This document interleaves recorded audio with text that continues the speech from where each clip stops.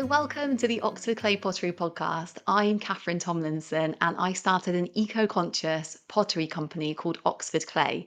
Now, at Oxford Clay, I don't just make pottery, I also make resources such as books and courses and information for other potters who want to be more eco-conscious in their pottery practice but maybe don't know where to start or can't find out the information they need. So that's what this podcast is all about. It's about sharing everything I've learned along my eco-conscious pottery journey with you, and I can't wait to get started. So let's go.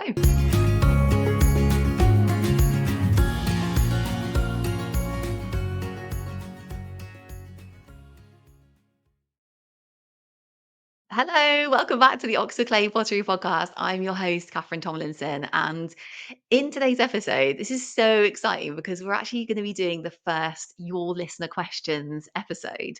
So, thank you so much for sending in your listener questions. It's so nice to read what kind of things you want to have answered on the podcast and your pottery queries. So, yeah, thank you so much. And if you wanted to send in your question for the Oxford Clay Pottery Podcast, yeah, please do so.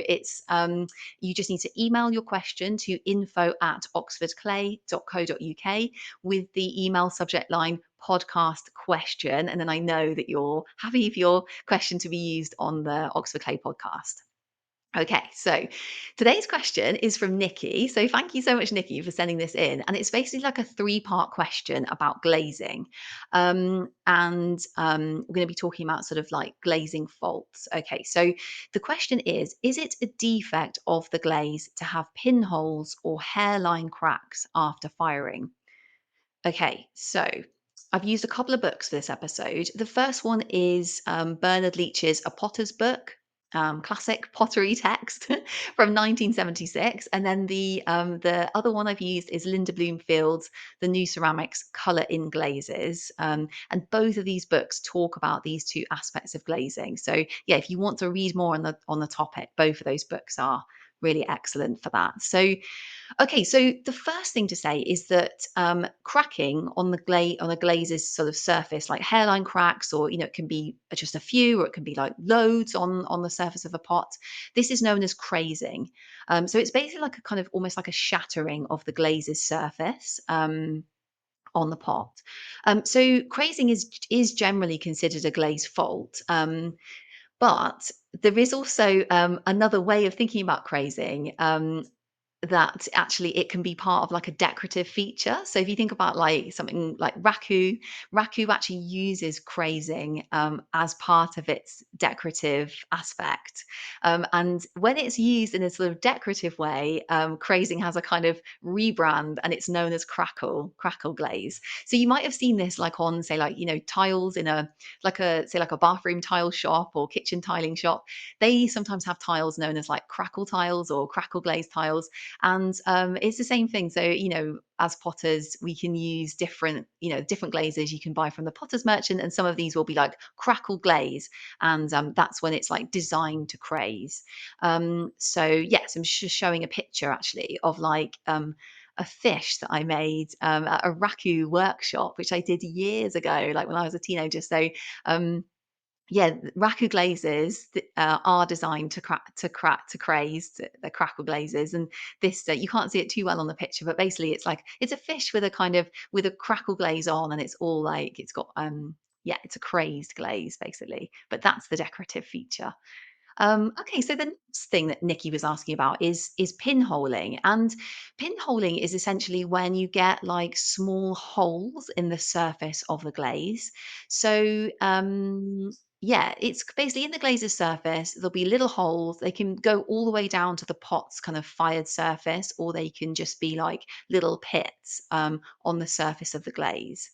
So the reason that these two things are generally considered glazing defects is that crazing can reduce the strength of the pot. So it can sort of put the clay body like under stress, and it can reduce the strength of that pot. And also, probably the most popular reason is that they're considered faults is because it can cause like residue, say like food residue, if you're using that pot for like eating out of or like drinking a cup of tea or something, that can cause like food residue to become trapped in the glaze's surface. So that's why some potters are like, I don't want this in my pot. um, so um, right. So Nikki's second question is: are these fired glazes permeable, and will food residues settle in them over time, especially if you only wash them by hand? Okay, so I sort of checked like Linda Bloomfield's book, and Linda Bloomfield talks about this in terms of it can actually crazing can actually cause an earthenware pot in particular to become porous. Um, so yeah, so essentially what it will do, what crazing will do is turn an earthenware pot into a permeable pot. So say like if you're going to try and use it for like a cup of tea, or maybe something which has got like, liquid standing in it over a long time, say like a vase, crazing isn't ideal in earthenware pottery. Um, but what Linda Bloomfield says is that in stoneware ceramics, like because the clay is fully vitrified, that pot basically is going to be impermeable to water, generally speaking. So that's why Linda Bloomfield's talking about it in earthenware pottery, because stoneware pottery generally the clay becomes it becomes impermeable to liquids. So if you have crazing in a stoneware pot, it's probably not too, you don't really have to worry about it too much in terms of it like becoming permeable. But if it's in an earthenware pot, yes, it could leak water.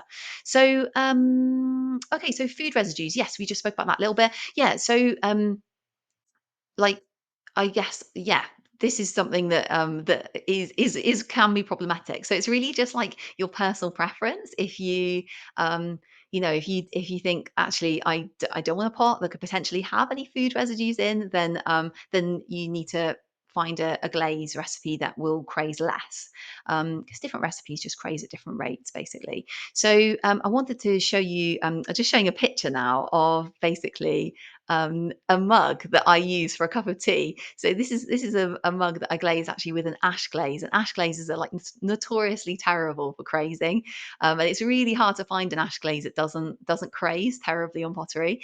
Um, yeah, so basically what's happened to the inside of my mug is that it's got loads of like tea stains in, and so I guess that is tea residue going into the in between the cracks of the glaze. And some people might not want that, but I don't really mind, to be honest. So um, I'm going to show you another picture now of like this is a bowl that I made, which is like terribly pinholed in the middle of the pot. So it's like a bowl, and in the base of the bowl, it's got like loads of kind of little holes basically in the glaze.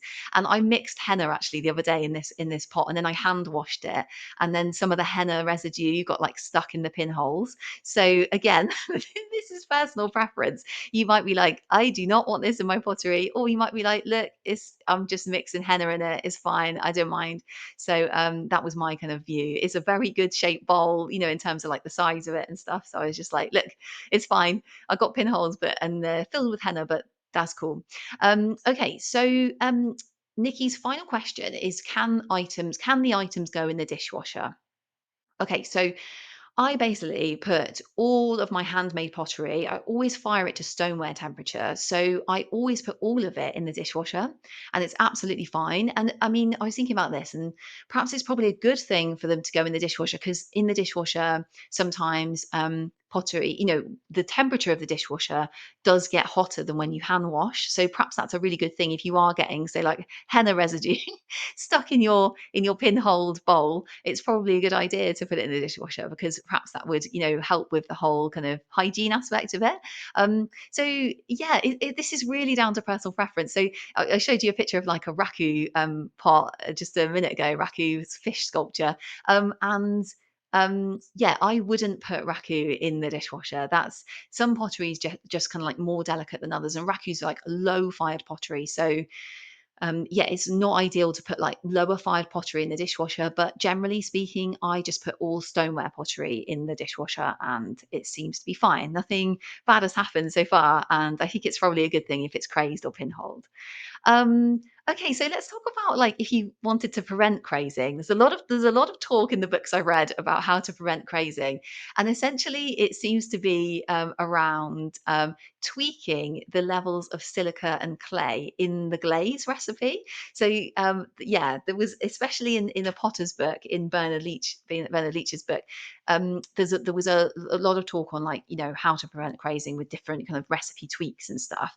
Um, Bernard Leach also has this kind of interesting technique from that yeah is taught that he talks about in a Potter's book um, to prevent crazing. And so Bernard Leach writes a method employed in Japan consists in drying, calcinating at 700 degrees Celsius, and regrinding half of the glaze and then mixing it with the remainder.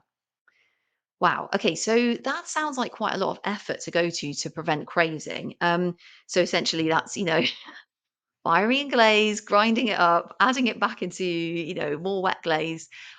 So my third point in terms of like preventing crazing is basically just perhaps the easiest way is just to get a glaze recipe that doesn't craze. So some recipes just are more prone to crazing than others. So I was saying about like ash glazing, a lot of ash glazes will craze, whereas like, some other glazes are much more sort of they're much less prone to glazing, much more kind of stable. You say like they don't really run in the kiln, they're much more viscous, they're much less prone to crazing.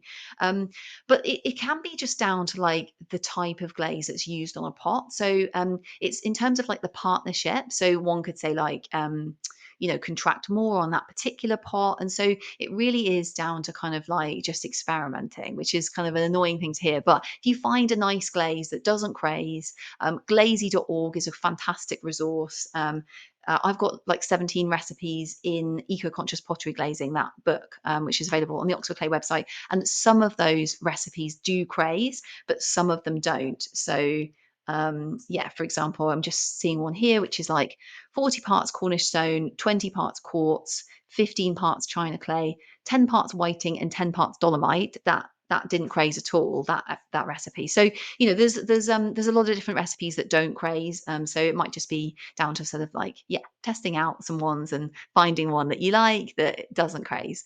um Okay, so there's a lot of chat in those two books about how to prevent pinholes. So yeah, especially in Linda Bloomfield's book. So Linda Bloomfield has loads of ideas on how to prevent pinholes.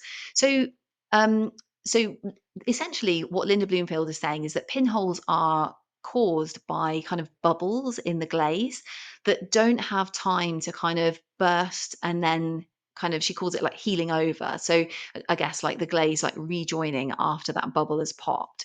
So one of the things Linda Bloomfield suggests is soaking pottery that's been glaze fired at the very highest point of the kiln firing, soaking it for 15 to 30 minutes. And that should give like very viscous glazes time to kind of, if there's any bubbles, they should have popped and then they will like heal over, and then that glaze will sort of like become like all the pinholes will disappear basically. um yeah, so soaking at very high temperature in the kiln is one thing you could try if you're getting pinholing.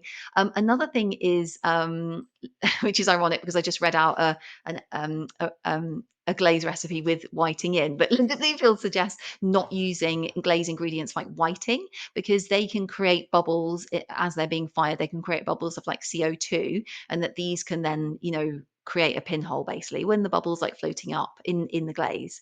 So again, reducing the level of quartz in a glaze can help, and then not using zinc oxide as well, because apparently the evaporation of the zinc in the zinc oxide can also cause bubbles in the glaze and essentially create pinholes.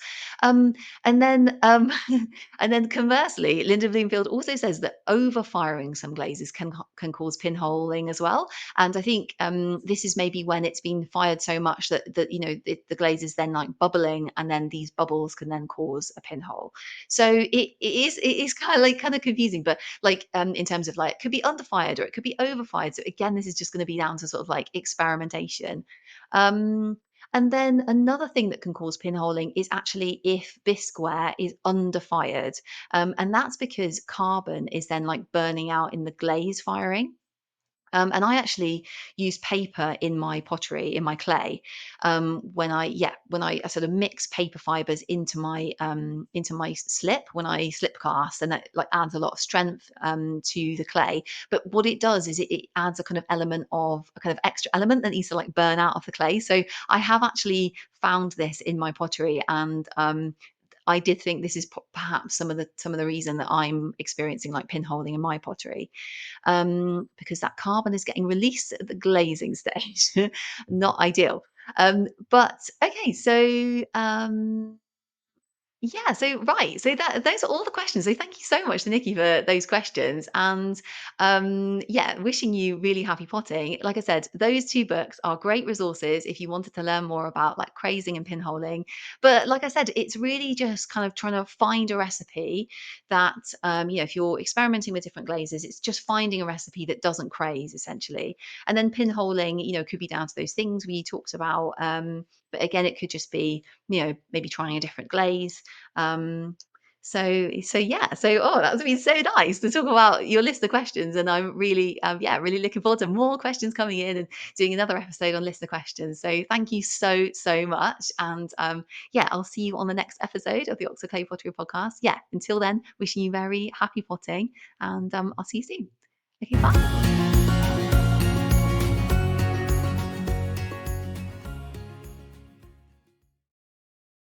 Oh, yeah. So I hope you enjoyed that episode. And if you're interested to learn more about eco conscious pottery or making your pottery more eco conscious and sustainable, there's so much for you on the Oxford Clay website, which is www.oxfordclay.co.uk.